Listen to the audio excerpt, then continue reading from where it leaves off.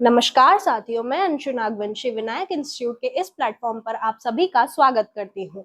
अगर आप भी किसी गवर्नमेंट एग्जाम की तैयारी कर रहे हैं या फिर आप अभी आने वाली वैकेंसी एमपी पुलिस की तैयारी कर रहे हैं, तो ये वीडियो आपके लिए बहुत ही इंपॉर्टेंट होने वाली है। इस वीडियो में हम सेल बायोलॉजी के 10 मोस्ट इंपॉर्टेंट क्वेश्चंस की बात करने वाले हैं। इसका एक पार्ट ऑलरेडी अपलोड हो चुका है, ये सेकेंड पार्ट है। अगर आपने वो पार्ट नहीं देखा है तो पहले जाके उसे देखें, फिर आप ये वाला पार्ट भी देख सकते हैं। तो आइए हम इसे स्टार्ट करते हैं। Which of the following is known as the brain or control center of the cell? निम्नलिखित में से किसे कोशिका का मस्तिष्क या नियंत्रण केंद्र कहा जाता है? ए साइटोप्लाज्म, कोशिका द्रव्य, बी न्यूक्लियस केंद्रक, सी राइबोसोम या डी लाइसोसोम। तो हमारा लाइसोसोम तो सुसाइडल बैग होता है। राइबोसोम की अगर हम बात करें तो प्रोटीन का सिंथेसिस करता है। तो इसका करेक्ट आंसर हो जाएगा nucleus.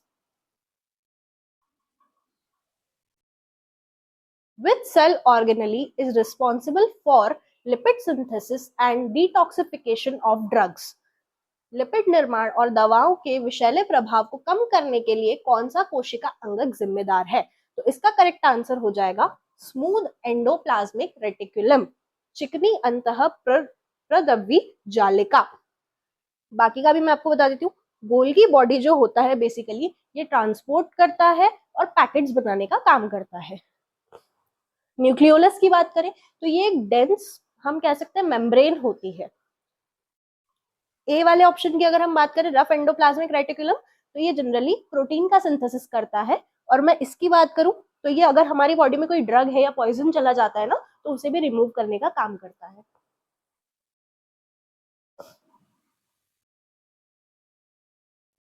The outer boundary of an animal cell is called the, जंतु कोशिका की सबसे बाहरी सीमा को क्या कहा जाता है? ए सेल वॉल, कोशिका भित्ति, बी प्लाज्मा मेम्ब्रेन, प्लाज्मा झिल्ली, सी न्यूक्लियर मेम्ब्रेन, केंद्रक झिल्ली, या फिर डी साइटोप्लाज्म, कोशिका द्रव्य।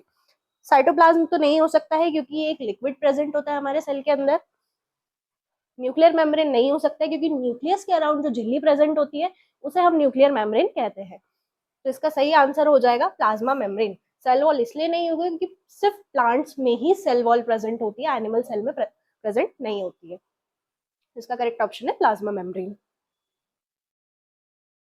Who stated that all cells arises from pre-existing cells omnicellular e-cellular? यह किसने कहा था कि सभी कोशिकाएं पुरानी कोशिकाओं से ही बनती है?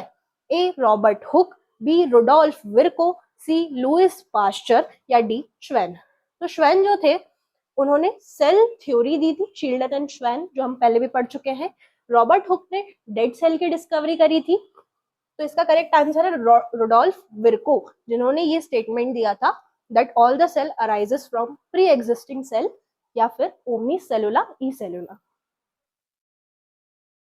Which of the following is a cell organelle without a membrane? निम्नलिखित में से कौन सी कोशिका अंगक बिना किसी झिल्ली के होता है? तो इसका करेक्ट आंसर हो जाएगा राइबोसोम।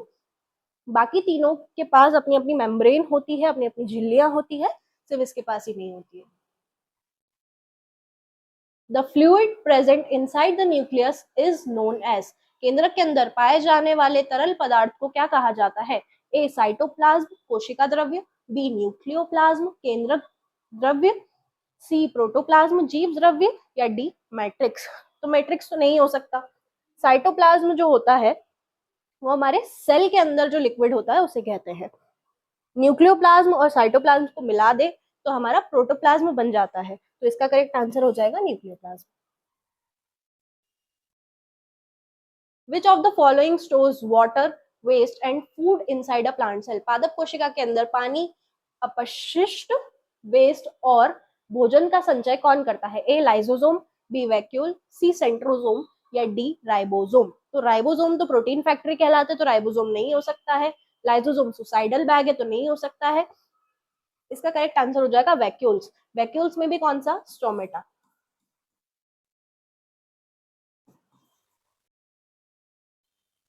स्टोमेटा जो होता है, प्लांट के ऊपर छोटे छोटे से पोर्स प्रेजेंट होते हैं जो कि वाटर और फूड को स्टोर करने का काम करते हैं। Who among the following proposed the classical cell theory in 1838-39? 1838-39 में प्रसिद्ध कोशिका सिद्धांत सेल थ्योरी किसने दिया था? रॉबर्ट हुक और ब्राउन नहीं हो सकता है, क्योंकि रॉबर्ट हुक ने सेल की डिस्कवरी करी थी, डेड सेल की जनरली। रॉबर्ट ब्राउन ने न्यूक्लियस की डिस्कवरी करी थी। शिल्डर एंड श्वैन ने सेल थ्योरी दी थी। तो ये हमारा करेक्ट आंसर हो जाएगा। What is the main structural component of a fungal cell wall? कवक फंगी की कोशिका भित्ति मुख्य रूप से किस पदार्थ की बनी होती है? ए सेल्यूलोज, बी काइटिन, सी पेप्टाइडोग्लाइकन या डी स्टार्च। सेल्यूलोज जो होता है हमारे प्लांट सेल के अंदर, जो हमारी वॉल्स प्रेजेंट होती है, प्लांट सेल की जो वॉल्स होती है वो सेल्यूलोज की बनी होती है। इसका करेक्ट आंसर काइटिन है, क्योंकि फंगी की जो सेल वॉल होती है वो काइटिन की बनी होती है। बैक्टीरिया की जो होती है सेल वॉल वो हमारी पेप्टाइडोग्लाइकन की बनी होती है। The fluid structure of plasma membrane is best explained by which model? Plasma झिल्ली की तरल संरचना को सबसे सही तरीके से किस मॉडल द्वारा समझाया गया है? A sandwich model, B fluid mosaic model, C unit membrane model या D lock and key model. तो इसका करेक्ट आंसर हो जाएगा option number B, fluid mosaic model. अगर आपको हमारी वीडियो अच्छी लगी हो तो इसे ज्यादा से ज्यादा लाइक करें, इसे अपने साथियों के साथ शेयर करें, और अगर आप ऐसी ही और वीडियोस चाहते हैं तो हमारे चैनल को सब्सक्राइब करें। Thank you.